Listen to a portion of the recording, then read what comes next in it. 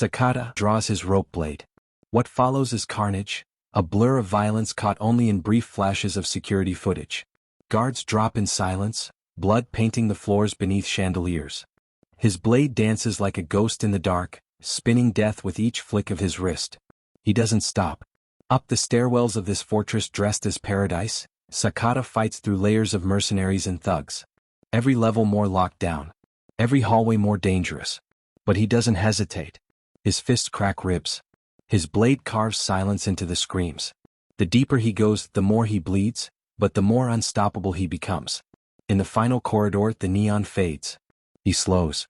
Blood stains his coat. Breaths come shallow. He's not just fighting his way into a fortress. He's breaking through 12 years of lies, pain, and darkness, to reach the only thing left in this cursed city that might still be worth saving. This is Demon City. Let's dive straight into it. A lone assassin, Shuhei Sakata, stalks a Yakuza compound. He's introduced leaning over a whetstone, quietly sharpening his blade, slipping into a battered leather jacket and slipping into a black sports.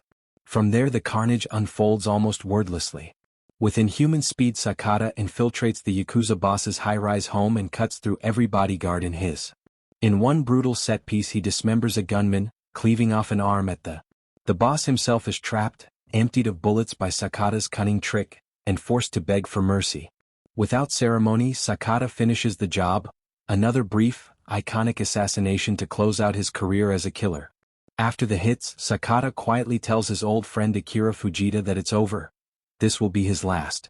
He drives away in silence towards home. The camera follows his lonely car through neon-lit streets and finally to a suburban house on the city's edge. Inside, warmth and laughter await. His wife Aoi and young daughter Rio greet him with open arms. The first taste of normal family life Sakata has known. Rio spots him rushing in. "Oh, it's Daddy," she cries. Sakata chuckles as he hugs her, joking about the rain. "Normal people use umbrellas? Go wash up, okay." But the peace is shattered in an instant. As Sakata steps into the shower upstairs, an echoing scream rings out.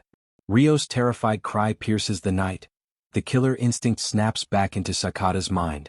He races into the living room to find masked gunmen from the mysterious Kaimingumi Mafia storming his. Chaos erupts. One of the demons snarls, "Don't hurt my daddy." It's little Rio clinging to.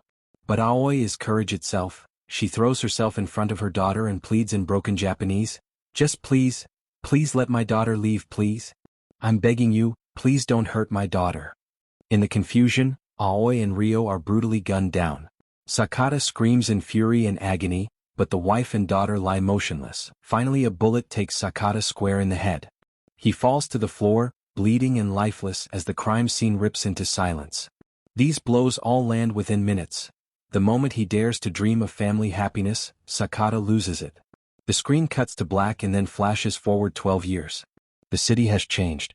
Shinjo City is now a gleaming urban hub under the iron rule of its charismatic mayor, Ryu Tsunohara. In a sterile hospital room, we see Sakata's body on life support. He is alive but catatonic, a drooling wheelchair-bound vegetable, who has lain in coma since that. His only visitor over all these years has been Fujita, who quietly picks up Sakata's discharge papers and wheels him out, murmuring, "It's been quite a while, Mr. Sakata," as he carries out the. Tsunohara, the very man who ordered the attack, has rebuilt the city.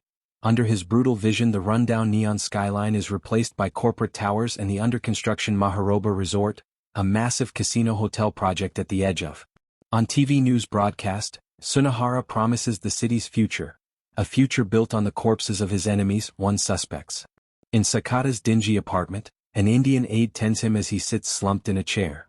He has no idea that Tsunohara orchestrated the ambush or that Fujita betrayed him. One night, as a cheap fan spins overhead, one of Sakata's old victims, the one-armed gangster whose limb Sakata cut off in that final Yakuza raid, bursts into the room. The man is crazed, ranting that Sakata should never have left the life of blood. He savagely stabs at Sakata's motionless. Sakata is rushed out in an ambulance. His life, and his latent rage stir. Weeks later Sakata lies in a hospital bed. Suddenly a masked figure enters quietly. It's Detective Shinazuka, the very cop hired by Tsunohara's syndicate to finish the job. Shinazuka leans in, uncaps a syringe of clear poison, and to stab it into Sakata's. In that instant Sakata's eyes snap open. The broken assassin sits up, and effortlessly snaps Shinazuka's neck. The scene plays out in one brutal, wordless surge, and Shinazuka's body slumps dead in the. This act of survival jolts something awake in Sakata's shattered mind. Memories flood back. Always face cradling Ryo, the sound of gunfire, the weight of his blade in his hand. At that moment Sakata silently vows revenge. He is no longer a mindless shell, he will unleash the demon within. Over the next hours we see Sakata in muted rage. Fujita comes to apologize, trying to comfort him in agony. But Sakata only grimaces through the pain. Sakata murders Fujita with a single flick of his. The former friend didn't even see it coming. When Fujita gasps out an explanation, "I was paid to give them information," Sakata merely stares and then plows the boy's head open. The betrayal is complete. Fujita falls. Cameras show Ryu Tsunohara addressing the city, and Sakata's eyes narrow. Yoshifumi spots Sakata sitting Sakata down. He whispers urgently, "It's been quite a while, Mr. Sakata." Over photos of a smiling mother and daughter, Yoshifumi reminds him of the smiling faces he thought he. In his trembling hands he holds an image. It's Ryo still alive in a school uniform. "This girl, she's your daughter?" Yoshifumi breathes. Tsunohara has lied. Ryo survived and is being held in his twisted city. The mayor confesses everything. He saved Ryo from the night of the massacre, raised her as a trophy and a weapon to cement his own power, grooming her under the guise of her well-meaning guardian, and planning to sacrifice her in a perverse twist of. The news breaks Sakata's heart, but it steels his resolve. Without another word, he storms out to bring his daughter home. Sakata break into the high-security Shinjo security building, Tsunohara's private police force. It's a fortress of neon glass and steel. Sakata goes to work, twisting knives and skulls, snapping spines, slashing through armor. Each shot rings out like a church bell. He fights up stairwells and down corridors, every inch of this complex soaked with blood. Finally he bursts into a secured residential wing. There, in one sparse apartment, Sakata's eyes widen. Ryo is real, alive, and safe, beside a gentle older man, Tsunohara's henchman, who rises to challenge Sakata. In the cramped room the two assassins clash. Sakata's anger is elemental. Ryo, shielded by her guardian, flees into the hallway with a bow. Young Ryo is holding a bow and arrow now, her only weapon. Sakata turns just as the arrow flies. It strikes his shoulder, but he doesn't stop. Ryo's eyes are wild. She doesn't know the broken man before her is her father. As he staggers outside, the camera cuts to Yoshifumi, who yanks him into an alley. Yoshifumi gently places a hand on Sakata's shoulder. "Your daughter escaped. She's in the Maharoba." Sakata stands atop a rusty warehouse roof amid broken glass and setting sun. In his hands is an ancient weapon, his signature rope blade, coiled like a sleeping serpent. He takes a deep breath, closes his eyes and remembers. Night falls on the towering Maharoba resort. Sakata bursts in. What follows is a symphony of slaughter. We see room after room explode. Sakata swings his rope with the grace of a dancer, the snap of metal on flesh echoing. A bullet grazes his arm, still he presses on. Security cameras capture a blur of violence, guards screaming, floors flooding with blood. The heavy synth rock score surges as he ascends the tower, each floor revealing more dismemberments. A painful scream pierces the night. The man who raised Ryo, hiding behind Yoshifumi, has been pulled into the blades and bisected. Sakata entered the room where his daughter was held. The air was thick with tension. Standing between him and her was a towering figure wearing a red mask. The fight that followed was brutal.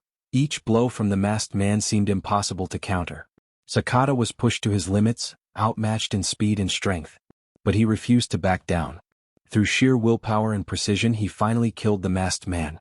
Wasting no time, he moved on to confront the leader of the gang.